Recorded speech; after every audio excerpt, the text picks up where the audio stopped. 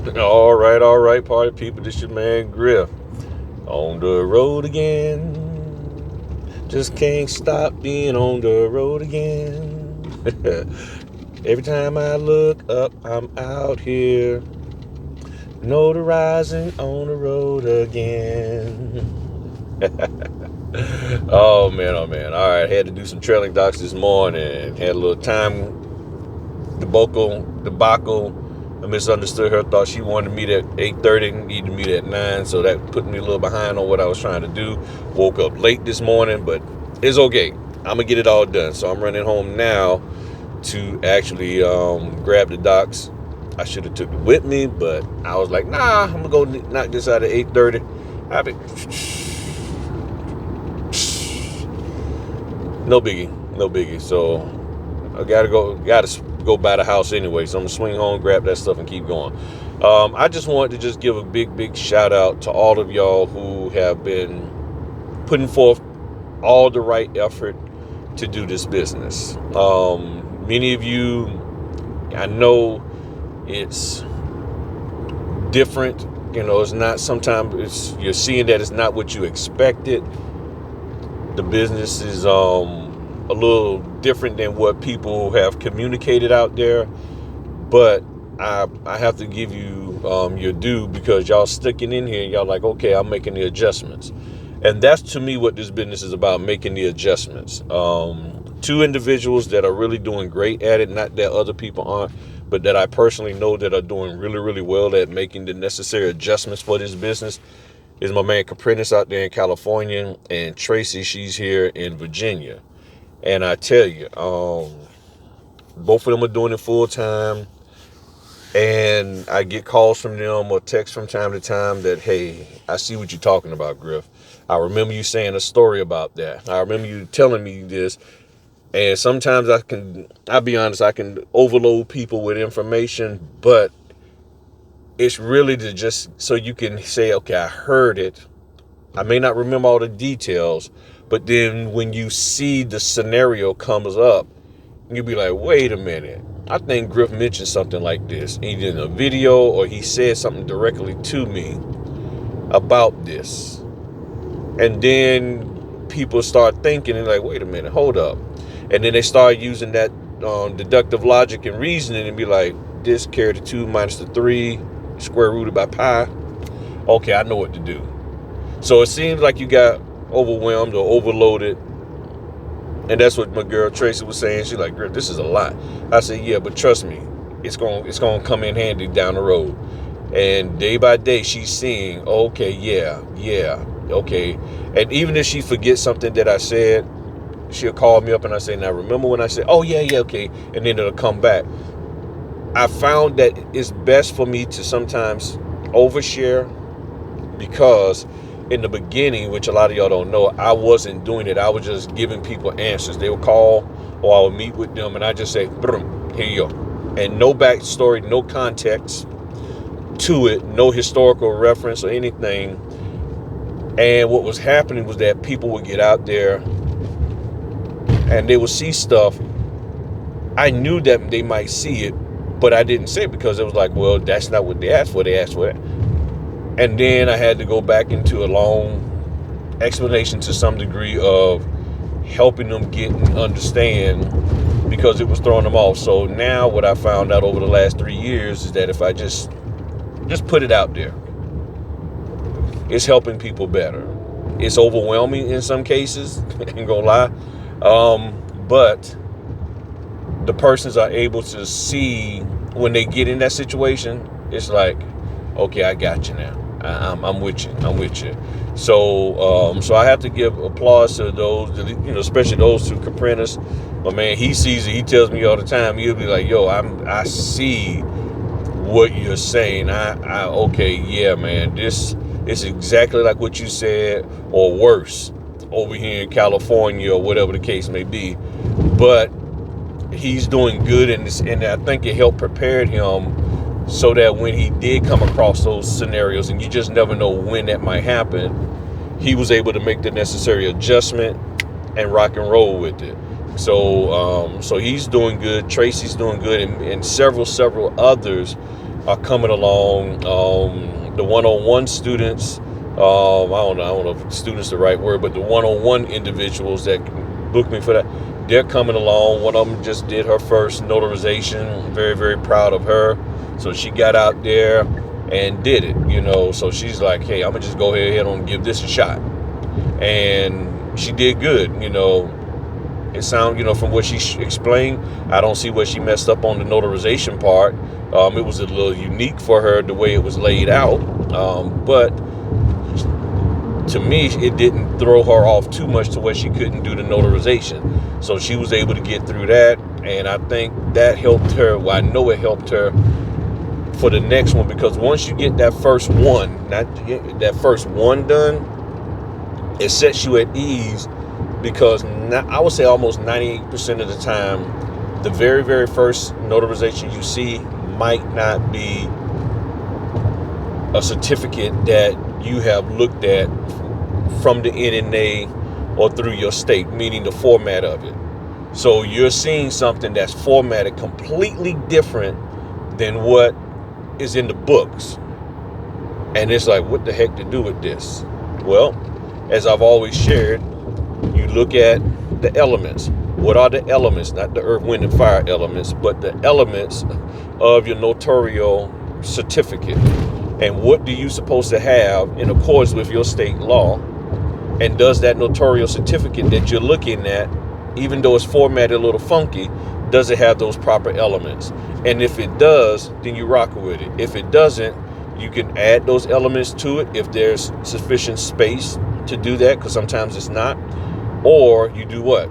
Add your own notarial certificate that's approved by your state. The format, well, not necessarily the format, but the elements. Okay, because the format, it can be formatted to where the venue, instead of being on the left side, it's on the right side. The signature can be in the middle. The signature can be this way. It can be a little different in the formatting, but if it has the elements that you need in order for it to be a proper notarial certificate for your state, then you rock with it. And I think what a lot of people, they're looking for each notarial certificate to be the exact same way every single time. And that's not the case. So if you look at the video that's in the description, overview of understanding acknowledgments, you'll see I show people various different styles of notarial certificates. They all can look different. Well, they all look different. They all look different because each state and each entity will do them. You can have two acknowledgments on there, and they can both be done differently. They can be completely both done. You're like, why is it? It's like, just leave it the same way. But that's just how human beings are. We don't always like to leave things the same way. Keep in mind, sometimes these documents are put together or created. I won't say, when I'm saying put together, people think like for just stacking them together. The documents are formatted and created by different entities. For some people, that entity is an attorney who does the whole thing. So the way they do it, the formatting of the notarial certificate is different. Then you have sometimes the lender, the title company, they do things a little different. Okay, so you just got to understand that it will be different. But if you listen to the things that I'm sharing, I promise you, you'll be like, okay, I'm prepared for this, because you'll be in the mindset of thinking of the different scenarios that you could come across. And yes, you're going to come across things that you have never seen before. A lot of people say, well, I didn't, a lot of people will tell me, and y'all know, it's like, well, I ain't never seen that before. That is standard. You're not going to see it before because you're just starting. I've been in this 7 years, and I recently saw some notarial certificates. I was like, okay, this is throwing me off. And I had to sit there and sort of like, okay, what the heck to do? And scratching my head like I'm doing now. Just thinking about it makes me scratch my head. And I was like, I'm not sure what they want here. But you know what? I'm going to just use my notarial certificate. And I just go with it from there. This here is, like one they have out there from time to time is, it'll just say, sworn before me, this and the date. That's it. I can change that to subscribed and sworn before me. The problem is that the way it's formatted, there's no space for me to do that. So I just add my own certificate. And then the question is, where it says subscribe before me, do they want me to put my name there? Because there's no line. It's just subscribe before me. Then the next line is this, and then the date, and then my signature. No venue at all. No notary commission number, no notary expiration. That's just a statement. Sworn before me. Next line, this, and put the date, and then you sign. What the heck is that? So I add my own certificate to those. That's all I do. Or if I want to, if I would write subscribed, and then the bottom will be sworn before, and all of that. So I will modify it and everything. Maybe one day I'll show y'all how I do it. But the bottom line is, if the certificate ain't what it's supposed to be for your state, then you just swap it out. You just add a notarial certificate. Do you write see attached on it? That's up to you. You talk to them, because they may not want what they call stray markings on the document. So notaries say, oh yeah, just add see attached. Find out from the people who you're doing this for whether they want you to do that or not, because they may not.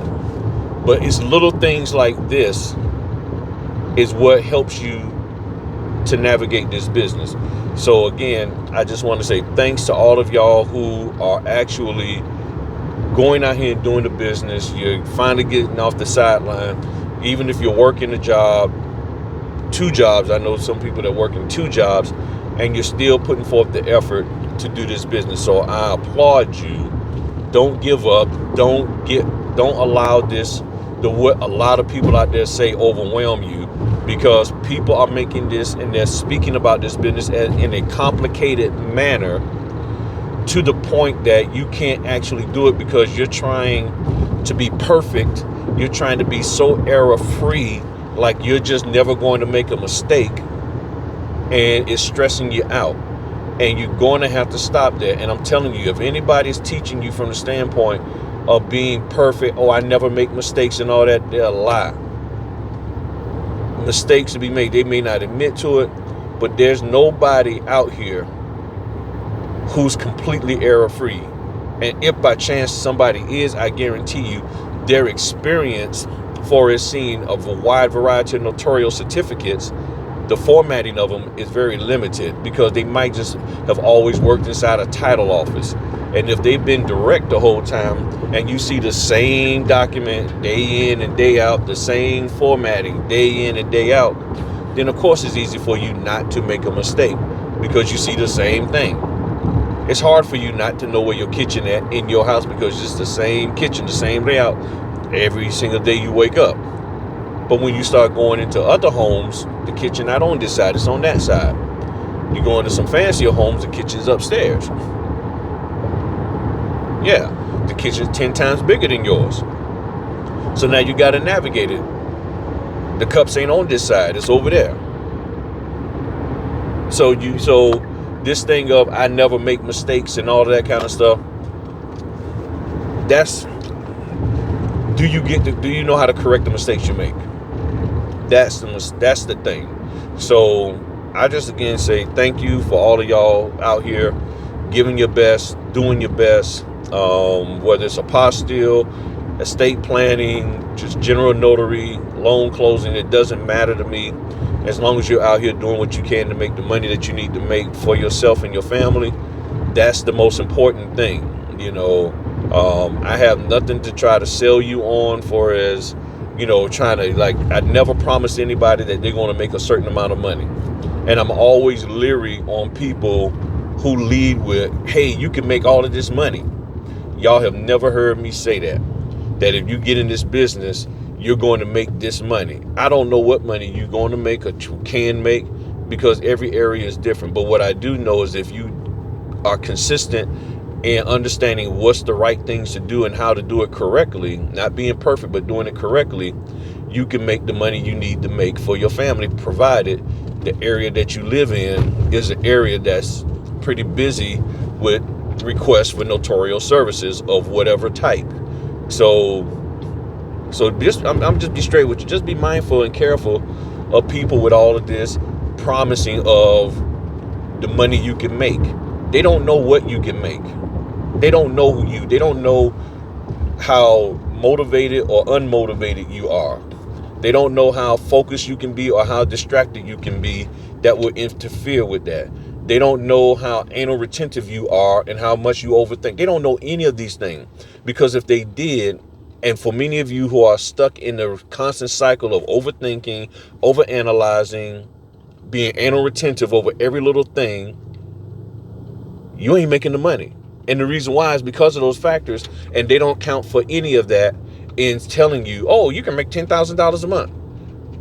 Anybody who overthinks things, they're going to be struggling.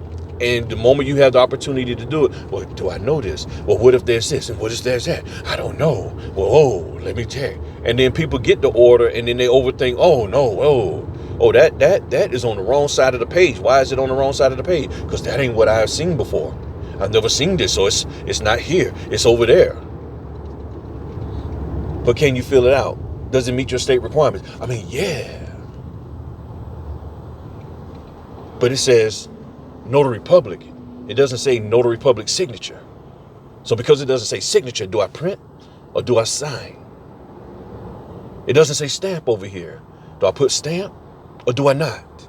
I mean, this is what people are going through. And all along, you're not making your $10,000 a month. And y'all know this is true. And I'm not trying to be funny, but this is what people are going through. And 99% of the people who I talk to tell me the same thing. I'm overthinking. And if you think about why you're overthinking it, I'm guaranteeing you it's the stuff that you've seen from these TikToks and from all of this other stuff that you are inundating yourself with. And that stuff is causing you to be in a overthinking mindset.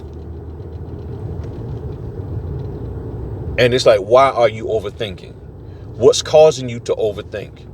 Is your overthinking justified? And if it's not, then why are you doing it? Well, I'm scared. Okay, you done took these people's training. What are you scared about? You took their training. You shouldn't be scared.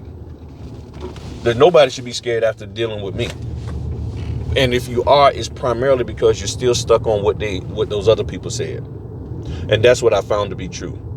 Because I'm very straight to the point. Here it is, lay it out. But what I found is that people who still are stuck on trying to implement what other people have said and the way that those people they said it, they get stuck. They're like, I hear what you're saying, Griff, but they said, okay, then do what they said. I mean, just do what they said and see what happens. All right, let me go get out here to Suffolk. Talk to y'all later. Peace.